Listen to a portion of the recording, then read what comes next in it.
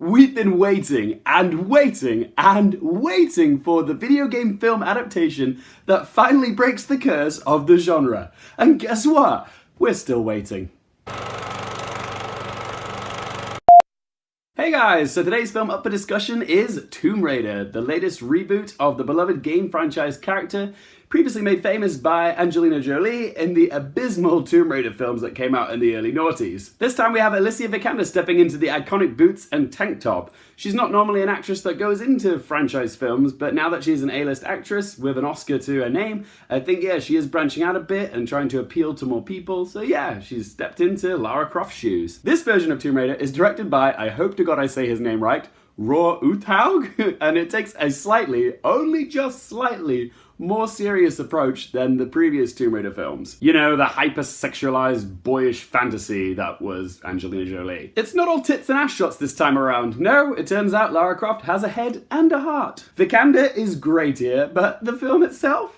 Well, this is supposed to be an action-adventure flick, but I found myself laughing at so many points which weren't intended to be funny. Here in this film, Lara is a young 20-something living in London, and she's not your silver-spooned, entitled raider of tombs. No, she is relatable. She struggles to pay her gym fees and works for Deliveroo. Well, not really Deliveroo, because they couldn't afford to pay for the rights for Deliveroo, but she's basically a bike courier. Because she refuses to sign her dad's death certificate who went missing 7 years ago, and inherit his vast wealth. So she's common. She's one of the struggling Generation Y Londoners. Like me. Hooray! Anywho, when she stumbles across this long-lost message from her dad pertaining to his last-known whereabouts, she goes on this quest to this remote island off the coast of Japan called Yamati in hopes of finding out what happened and getting a sense of closure. Only bad news for Lara. A bunch of cardboard baddies led by this chap called Vogel, who's played by Walton Goggins, are also on this island and they're looking for this tomb of Himiko,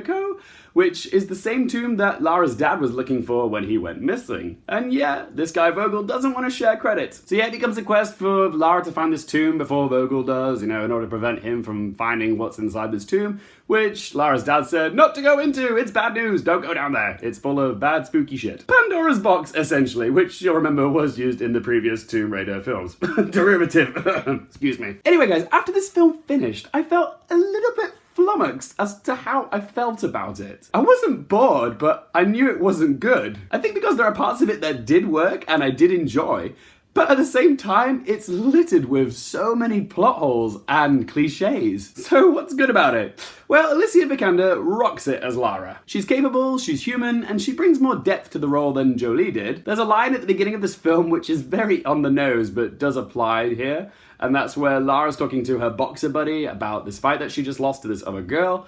And she says to her friend, she's not a superhero. And yes, we're not watching a superhero movie here. She is human. She isn't invincible. She's flawed. She makes mistakes and she's vulnerable at times, which is good. It makes her a more fleshed out dimensional character. She's not just a pair of boobs and a pair of boots and a pair of guns, okay? So it's easy to root for her, and Vikander has done well here. I also liked most of the action sequences. They were very in line with a video game, like that shot that you see in the trailer where she's on top of that plane, which is sort of like crouched above a waterfall and she has to run across it as it's like rusting and falling apart. That was very exciting because the camera angle point of view is kind of like a video game, where you see a character run and jump onto something and she grabs onto it, and that's very much like what I remember from playing the Tomb Raider games, her always climbing and holding onto things. But she always did have that weird sexual noise when she was climbing,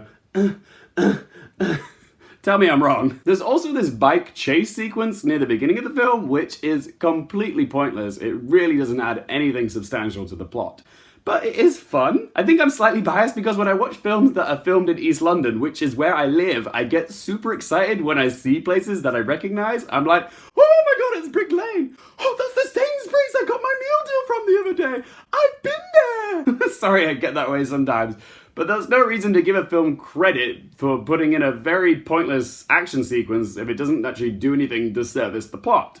I mean, yes, it does sort of introduces in a way to Kristen Scott Thomas's character, but it's just very loose and very flimsy, and I think it was just put in because the first act would have been very dry without this bike chase. But then when I left the cinema, I thought, what was the point of the bike chase sequence? Was the fact that she can ride a bike going to come in handy later in the film?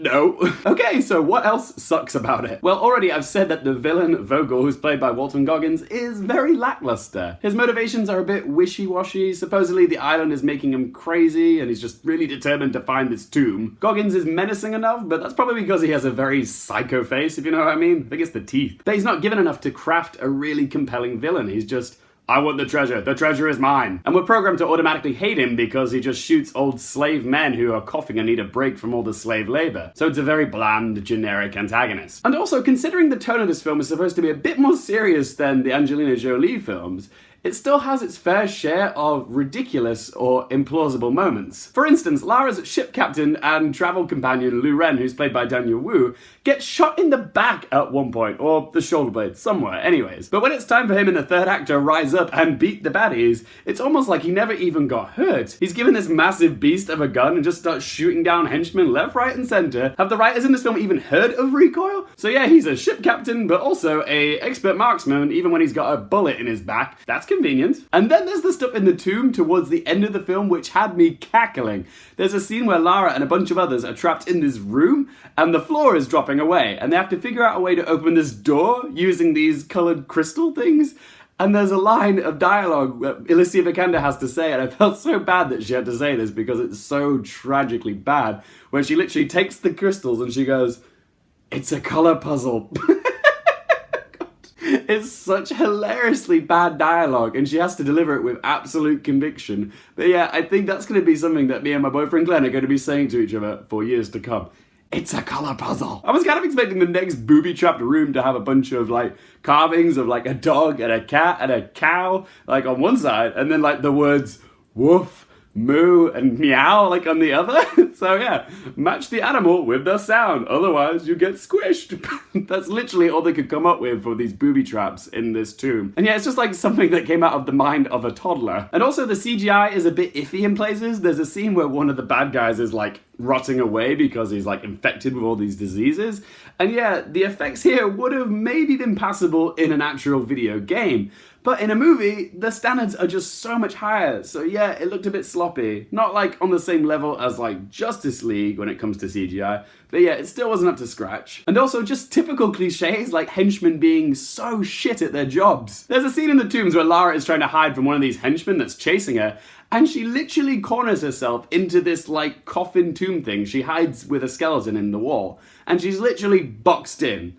The henchman finds her with a gun in the scenario where Lara is literally a fish in a barrel, and instead of shooting her in this little confined space which she can't escape, he decides to crawl in on top of her, which then leads to Lara killing him. It's just like, oh, you had to kill the damn bitch. It's little plot holes like that which make this film so fucking stupid. And also Lara finds a bow and arrow later in the film, and she's, you know, is firing arrows left, right, and center, killing all the henchmen. But yeah, she always seems to have an unlimited pack, like in a video game.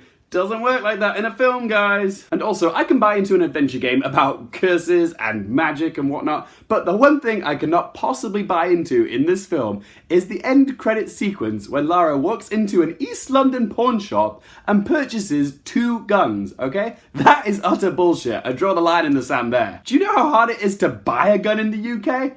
I mean, it's a really cool moment getting to see the 2 guns, you know, in the iconic Tomb Raider pose, but oh my god, could she not have acquired it in a way that actually seems plausible? Nope, sorry, I cannot buy into that narrative choice. In the end, guys, I didn't hate this film. I did kind of enjoy it in a laughably bad kind of way. In a sense, kind of like the previous Tomb Raider movies. But yeah, this film, it's messy in the tone that it's striving for. It's unintentionally funny, which isn't a great sign. It's determined to set up more sequels, so yeah, it's got that desperate franchise feeling, you know, like the Dark Universe. Barely any of the supporting characters are given much to work with, and it's absolutely riddled with plot holes and cliches.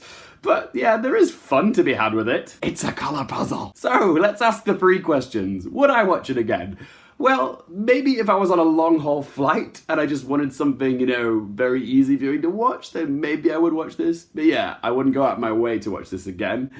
Would I recommend that you guys watch it? Well, if you're a fan of like Indiana Jones or National Treasure or even the Tomb Raider games, I'm sure you can appreciate the adventure side of this film. But to everyone else who isn't really a fan of that stuff, I would say wait for a rainy day and watch it on a streaming service because yeah, this isn't something I would say you need to spend your money on. Popcorn popcorn fun, but not memorable. And what score am I gonna give it? Well, I'm gonna give Tomb Raider a score of 4 out of 10. Shame, I was hoping I would give it a better score, but I can't possibly justify giving it a higher score just because it's enjoyable in a bad way. It's a color puzzle. So my quick question for you today, guys, is what did you think of the new Tomb Raider film? Did you think it was a failure? Did you really enjoy it? Do you think it's the best video game movie that we've got? I'm sure it's gonna be a bit of a divisive film, so yeah, whatever you think, do let me know in the comments section below. Be sure to check out my channel for more content like this, and if you do like the vids, hit that subscribe button. Thanks so much for watching, guys. For more things related to movies, TV, and popcorn culture, I'm Luke Airfield, and I'll see you next time.